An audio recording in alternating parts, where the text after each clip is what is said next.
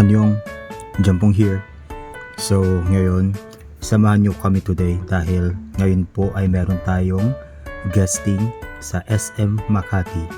Marami po tayong performances ngayon na mangyayari. And sorry for our face kasi wala kaming tulog at kami ay galing inuman. Yes, inuman and wala kaming tulog. And then yun nga, nasa Manila na kami niyan. Balik kumakain na kami ng breakfast. And ang kasama ko pala dyan ay ang aking twin brother na si John Paul.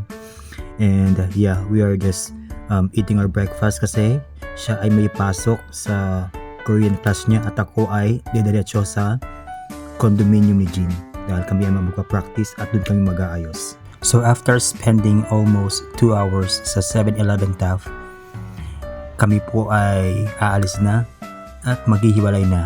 Siya po ay pupunta na sa kanyang Korean class at ako po ay didiretso na sa condominium ni Jean. As you all know guys, dumating kami sa Manila from Batangas ng 5 AM and that's too early kaya we decided tumambay muna. At ito na nga po, tayo po ay babiyahin na papuntang condo and isisimulan na po natin ang ating napakahabang araw. Kahit pagod at puyat at nahihilo dahil sa hangover dahil sa pag-inom kagabi naming dalawa, laban lang, kakayanin natin to. Let's go!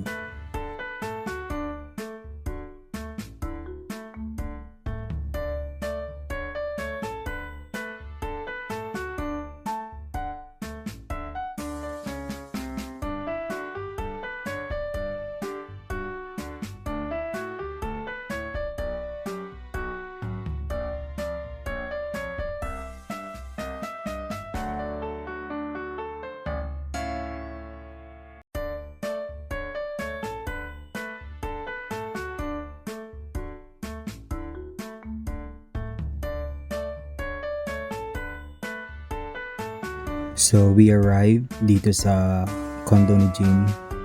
Bale, gusto ko pa matulog muna. I mean, iniisip ko matulog muna. Kaso naalala ko, wala pa pala kaming practice. And also, an hour na lang ata or 2 hours. Start na ng call time ng mga performer. So, I decided wag na lang.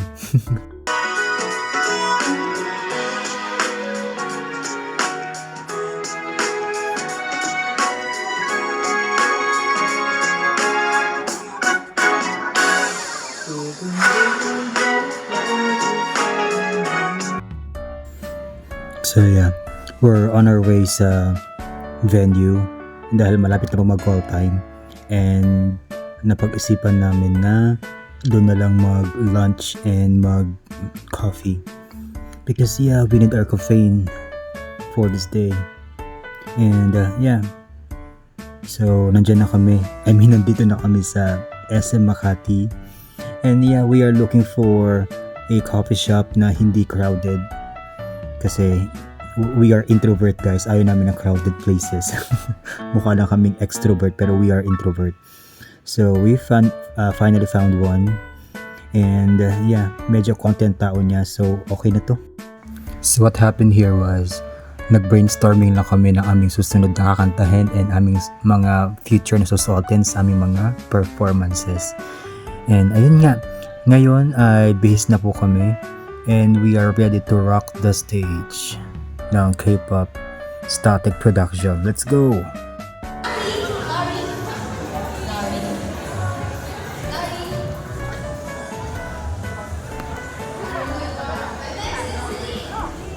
Video.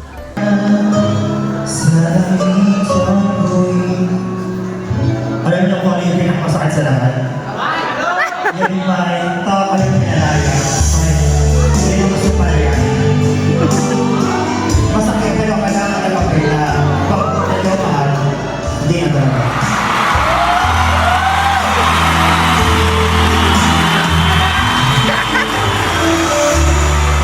Akala ko'y kaya na ngayon.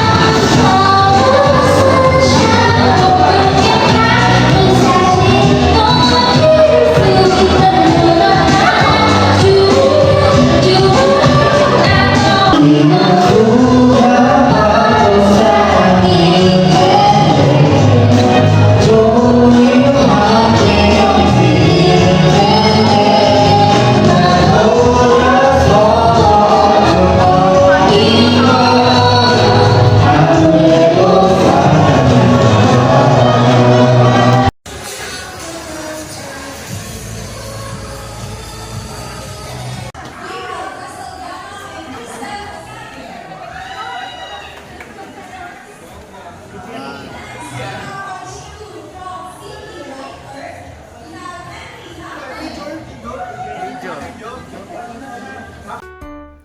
So after performance, napag-decide na namin na maglibot-libot muna kasi we are looking for a new costume sa aming mga future performances, and secret muna kung ano yun.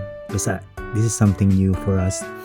And ayan, nagala muna kami sa K-Park, and at the same time yun nga, tingin kami ng bagong costume namin. And ayan, kakain na naman. So ayun, nagala-gala muna kami dyan.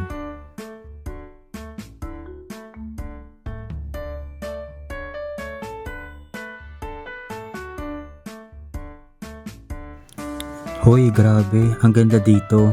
Actually, first time ko makapunta dito. And ang ganda, yeah, this is not sponsored, pero ang ganda niya kasi dito you can rent a hanbok or a Korean traditional dress and mag-picture dito. Ang ganda kasi kita nyo, may mga Korean structures, ganda. And very Instagrammable, and ang daming mga Korean Photoshop, kasi yung mga ganyan, no? So yeah, we enjoyed this day. Kahit pagod, puyat at nahihilo, we did it. Nakapag-perform kami ng maayos at walang sabit.